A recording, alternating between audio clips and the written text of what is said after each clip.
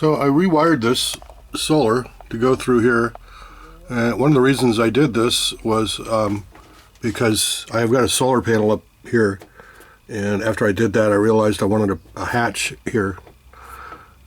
So I'm in the process of moving that. So part of that was moving the wiring out of the way. But now I have an issue. This doesn't work anymore. When I was wiring this, I stupidly, accidentally touched the hot wire going into the controller to ground up here. It kind of brushed against this thing and it sparked. I'm hoping I just blew a fuse, but I'm a little confused. I'm about to take this apart. I'm a little confused though because there is a diode in there, and so I would think the diode would have prevented it from backflowing like that from the battery.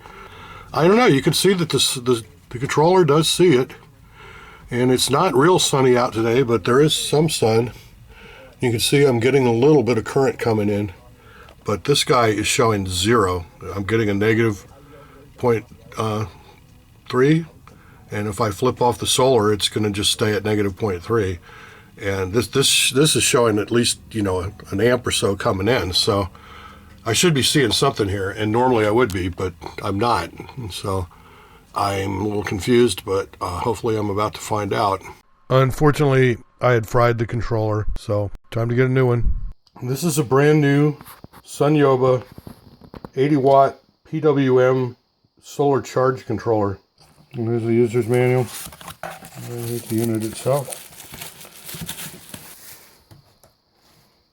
And then this is the temperature sensor. So I wanted to do a real quick talk about why I decided to use a PWM controller instead of an MPPT controller. If you're not familiar, just a quick rundown is the PWM controller is quite a bit cheaper. This was, as I said, this was $80 for this. An 80 amp MPPT controller is around $500, so you know, around $400 or more difference. Now an MPPT controller will give you more, it converts extra voltage into current, and so they are said to be about 20% more efficient than a PWM controller. But for that $400, I have 400 watts of solar panel, and so a 20% increase would be around 80 watts. So I'm, you know, wasting 80 watts as opposed to using an MPPT controller. But if for $400, you know, the solar panels you can get on eBay for, you know, $125 for 100 watts, something like that, with free shipping. So I could add one more solar panel, and that's gonna give me more than 20%. It's gonna be like a 25% increase for $100, and as opposed to a 20% increase for $400. And that's why I did it. Now, seriously, if somebody's watching this and you think I'm wrong or I made a mistake in my calculation, please leave a comment, because I am not an expert on this stuff, and I would love to hear from you, and I'm sure anybody watching would love to hear from you if you think, you know, I should have gone with an MPPT and it was worth it. You know, so if so, leave a comment and say why I should have used an MPPT. But anyway, that's why I went with a PWM.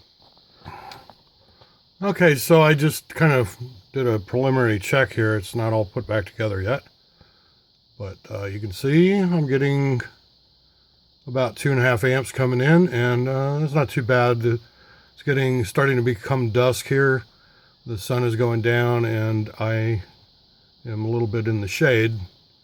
So anyway, getting about 2 amps. So the controller's working, and I'm going to go and put it all back together now. Now here's how I did this before with the old one.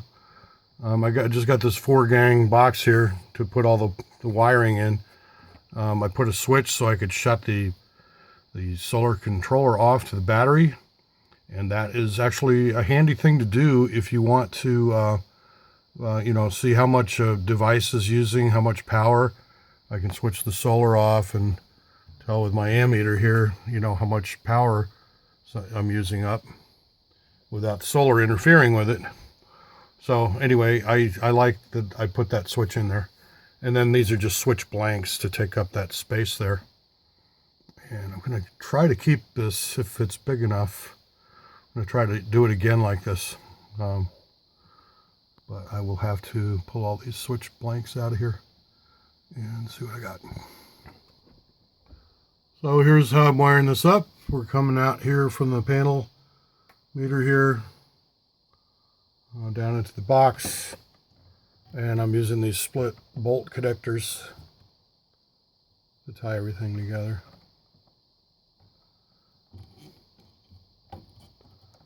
And so this will be the connection going to the solar. This is the connection going to the battery. And at some point I'm going to probably have to upgrade the thickness of this wire.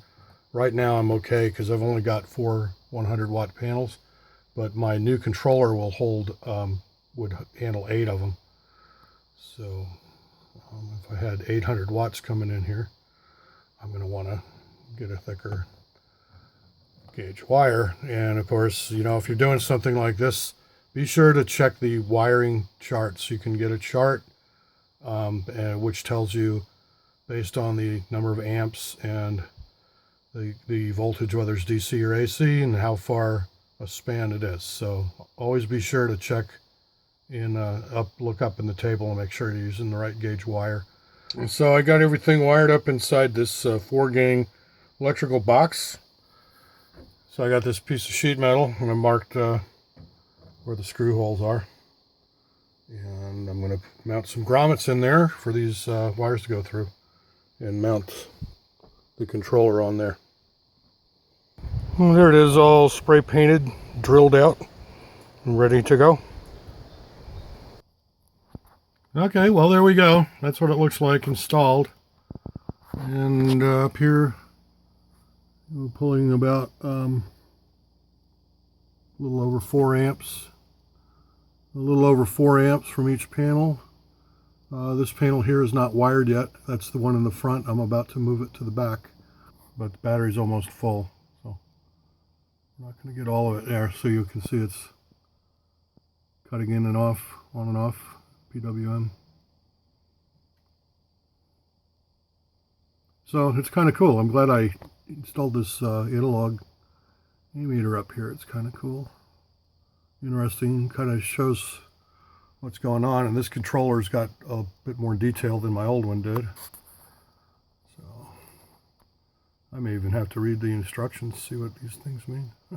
Well, luckily I didn't have to read the instructions, but I did still have to move the solar panel from the front back to the back with its other siblings, and to do that I had to modify the solar rack so it would hold 4 panels instead of 3.